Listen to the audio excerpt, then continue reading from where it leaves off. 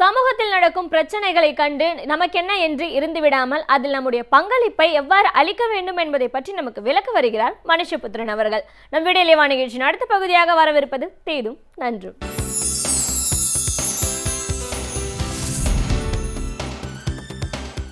வணக்கம் நண்பர்களே, இன்னும் ஒரு இனிய காலை பொழுதில் தேதும் நன்றும் நிகழ்ச்சியில் உங்களை சந்திப்பதில் மிக்க மகிழ்ச்சி அடைகிறேன்.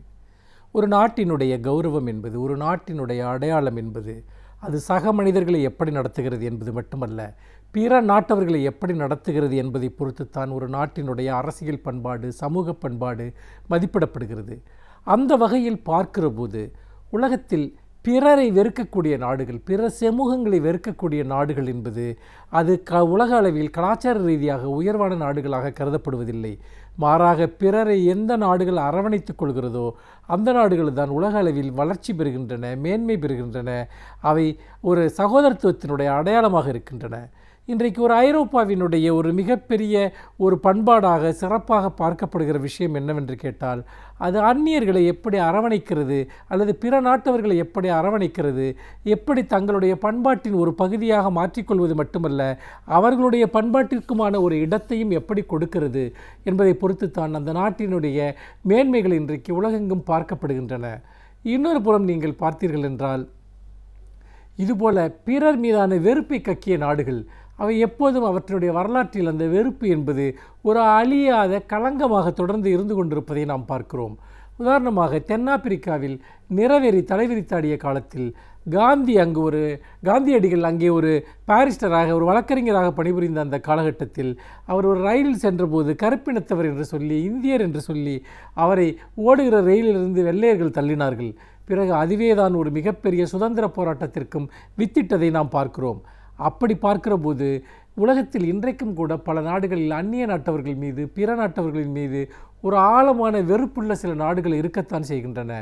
அதற்கு கூட பல காரணங்கள் இருக்கின்றன. அவர்கள் அங்கே பிற நாட்டிலிருந்து இங்கே வரக்கூடியவர்கள் தங்களுடைய தொழில் வாய்ப்புகளை பறித்து கொள்கிறார்கள் என்பது போன்ற காரணங்களால் கூட சில நாடுகளில் அந்த வெறுப்பு இருக்கிறது. சமீபத்தில் கூட ஆஸ்திரேலியாவில் சீக்கியர்கள் தாக்கப்பட்ட சம்பவங்கள் எல்லாம் கூட நடந்தன. அந்த நாட்டு பிரதமரே அதற்கு வருத்தம் தெரிவிக்கக்கூடிய அளவிற்கு அந்த பிரச்சனை பெரிதாக பார்க்கப்பட்டது. இந்தியாவில் பொதுவாக அப்படிப்பட்ட ஒரு சூழல் இல்லை. இந்தியர்களை பொறுத்த வரைக்கும் அவர்கள் உலகம் முழுக்க செல்லக்கூடிய ஒரு இனமாக இருந்திருக்கிறார்கள்.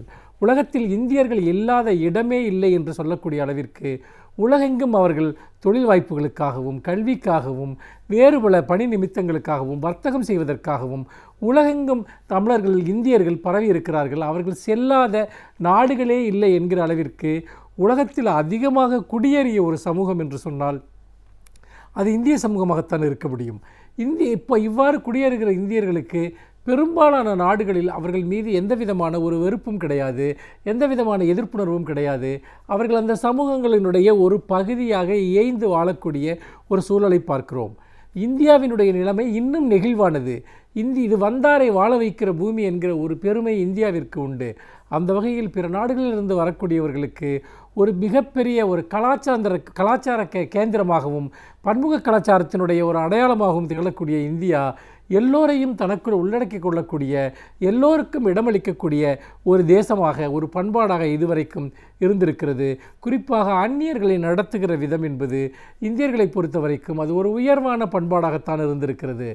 ஆனால் அந்த பண்பாட்டுணர்வின் மீது, அத்தகைய ஒரு கலாச்சார பண்பின் மீது தாக்குதல்கள் இப்பொழுது விழ ஆரம்பித்திருக்கின்றன என்பதை வருத்தத்தோடு நாம் பார்க்க வேண்டியிருக்கிறது. குறிப்பாக அந்நிய நாட்டவர்கள் மீது இன்றைக்கு ஒரு பெரிய வன்மத்தை வெளிப்படுத்தக்கூடிய, அதுவும் மத அடிப்படைவாதம் சார்ந்த விஷயங்களை முன்வைத்து அந்த வன்முறையை செலுத்தக்கூடிய ஒரு சூழல் இன்றைக்கு உருவாகி இருப்பதை நாம் பார்க்கிறோம். குறிப்பாக சமீபத்தில் நடந்த 2 நிகழ்வுகள் என்பது, 2 செய்திகள் என்பது இவ்வாறு இந்தியாவில் அந்நியர்களுக்கு எதிராக அல்லது பிற பண்பாடுகளுக்கு எதிராக, பிற நாட்டவர்களுக்கு எதிராக தோன்றியிருக்கக்கூடிய இனவாத, மதவாத ஒரு கருத்துக்களினுடைய ஒரு வன்முறை வெறியாட்டம் இந்தியாவிலும் அது பரவ ஆரம்பித்து விட்டதோ, அந்த விஷக்கிருமிகள் என்பது இந்தியாவையும் ஆக்கிரமிக்க ஆரம்பித்து விட்டதோ என்கிற ஒரு மிகப்பெரிய கவலை நம்முடைய மனதில் எழுகிறது. முதல் சம்பவம் என்பது மும்பைக்கு வந்த பாகிஸ்தானை சேர்ந்த ஒரு குடும்பம். அந்த குடும்பத்தினர் தன்னுடைய மகனுடைய ஒரு சிறுவனுடைய ஒரு மருத்துவத்திற்காக அங்கே வருகிறார்கள். அப்படி வந்த அவர்கள் பாகிஸ்தானை சேர்ந்தவர்கள் என்பதாலேயே எந்த விடுதியிலும் அவர்களுக்கு இடம் தர மறுக்கிறார்கள். அதோடு பாகிஸ்தானை சேர்ந்தவர்களுக்கு இடம் கொடுக்க வேண்டாம் என்று தங்களுக்கு மறைமுகமாக அறிவுறுத்தப்பட்டிருப்பதாகவும் அவர்கள் சொல்லியிருக்கிறார்கள். நண்பர்களே, நன்றாக நீங்கள் நினைத்து பாருங்கள். நமது இந்தியர்கள் எவ்வளவோ நாடுகளுக்கு சென்றிருக்கிறார்கள். பல்வேறு விதமான காரணங்களுக்காக அங்கு வசிக்கிறார்கள். அங்கிருப்பவர்கள் இதே போன்ற ஒரு காரணத்திற்காக, அதாவது இந்தியாவைச் சேர்ந்த ஒருவர் ஏதாவது சில குற்றங்களை எங்காவது செய்திருந்தால் அதன் அடிப்படையில் இந்திய இனத்தின் மீது ஒரு வெறுப்பை காட்டினால், அவர்கள் மீது ஒரு புறக்கணிப்பை காட்டினால் இந்தியர்கள் எந்த அளவிற்கு பாதிக்கப்படுவார்கள் என்று நினைத்து பாருங்கள். யாரோ பாகிஸ்தானை சேர்ந்த அல்லது அதனுடைய பின்புலம் உள்ள சில தீவிரவாதிகள் இந்தியாவில் தாக்குதல் நடத்தியிருக்கலாம். அதற்காக அந்த நாட்டு மக்களை வெறுப்பது என்பது என்ன நியாயம்? ஒரு மருத்துவத்திற்காக வந்த ஒருவரை அவருக்கு எங்குமே தங்க இடம் கிடைக்காமல் அவரை நடுத்தரவில் இரவெல்லாம் அவர்கள் படுத்து தூங்கி இருக்கிறார்கள். இது இந்த நாட்டிற்கு ஒரு மிகப்பெரிய அவமானம் இல்லையா? இது நாம் வெட்கி தலைகுனிய வேண்டிய விஷயம் இல்லையா? அதே போல் பெங்களூரில் நடந்த ஒரு சம்பவம். ஆஸ்திரேலியாவைச் சேர்ந்த ஒரு தம்பதிகள் அவர்கள் ஒரு உணவகத்தில் உணவருந்தி கொண்டிருந்த போது அங்கிருந்த சில மத அடிப்படைவாதிகள் அவர்களை மிரட்டியிருக்கிறார்கள். காரணம், அந்த ஆஸ்திரேலியாவைச் சேர்ந்த அந்த இளைஞர் அவர் தன்னுடைய உடலில் பச்சை குத்தி கொண்டிருந்தார். அதாவது அங்கே இருக்கக்கூடிய ஒரு தெய்வத்தினுடைய உருவப்படத்தை பச்சை குத்தி கொண்டிருந்தார். அதை பார்த்துத்தான் அவர்கள் இது மிரட்டியிருக்கிறார்கள். நீ அந்த பச்சையை அழிக்காவிட்டால் நாங்கள் உன்னுடைய உடலையே நாங்கள் வெட்டி எடுத்து விடுவோம் என்றெல்லாம் மிரட்டியிருக்கிறார்கள். அதோடு மட்டுமல்லாமல் காவல்துறைக்கு அந்த புகார் சென்றிருக்கிறது. காவல்துறை அதிகாரிகள் அங்கு அவர்களுக்கு பண்பாட்டு ரீதியான சில போதனைகளை எல்லாம் செய்துவிட்டு அவர்களிடம் மன்னிப்பு கடிதம் எழுதி வாங்கியிருக்கிறார்கள். அந்த தம்பதிகள் சொன்ன ஒரு முக்கியமான ஒரு செய்தி, நாங்கள் இந்த நகரத்தில் இருப்பதற்கு அஞ்சுகிறோம் என்று சொன்னார்கள். உண்மையில் எவ்வளவு பெரிய ஒரு அவலம் என்பதை நீங்கள் நினைத்து பாருங்கள். பொதுவாக தெய்வ உருவங்களை, கடவுள் உருவங்களை உடலில் பச்சை குத்தி கொள்வதோ பொருள்கள் மீது பயன்படுத்துவதோ நம்முடைய நாட்டில் இயல்பாக ஏற்கப்பட்ட ஒன்று. பெரும்பாலான தெய்வப்படங்கள் ஆடைகளில் பொறிக்கப்பட்டிருக்கின்றன. அதே போல் பச்சை குத்தி கொள்வது போன்ற மரபுகள் எல்லாம் இருந்திருக்கின்றன. நம்முடைய அணிகலன்களில், ஒவ்வொரு அணிகலன்களிலும் கடவுளுடைய உருவம் பொறித்த விஷயங்களை அணிந்து கொள்வது என்பது ஒரு மரபாக இருந்திருக்கிறது. பட்டாசு போன்ற பொருள்களில் கூட தெய்வத்தினுடைய உருவப்படங்கள் இருந்திருக்கின்றன. மனிதர்கள் பயன்படுத்தக்கூடிய பல்வேறு விதமான பொருள்களில், அன்றாட உபயோகப் பொருள்களில் தெய்வப்படங்கள் இருந்திருக்கின்றன. இதையெல்லாம் நாம் பார்க்கிற போது இப்படி புதிதாக ஒரு இறுக்கமான ஒரு மத கட்டுப்பாட்டை அல்லது ஒரு மத ரீதியான தாக்குதலை கொண்டு வருவது என்பது எவ்வளவு ஒரு கொடுமையான, ஒரு கொடூரமான விஷயம் என்பதை நினைத்து பாருங்கள்.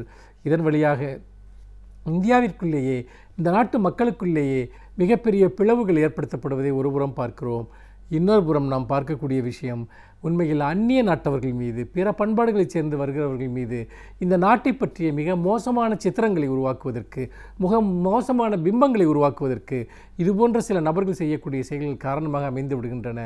இந்த நாடு என்பது மிகவும் நெகிழ்வான தன்மை கொண்டது, இணக்கமான தன்மை கொண்டது, எல்லாவற்றையும் தனக்குள் உள்ளடக்கக்கூடியது, எல்லாரோடும் ஒரு இணக்கமான உரையாடலை மேற்கொள்ளக்கூடியது.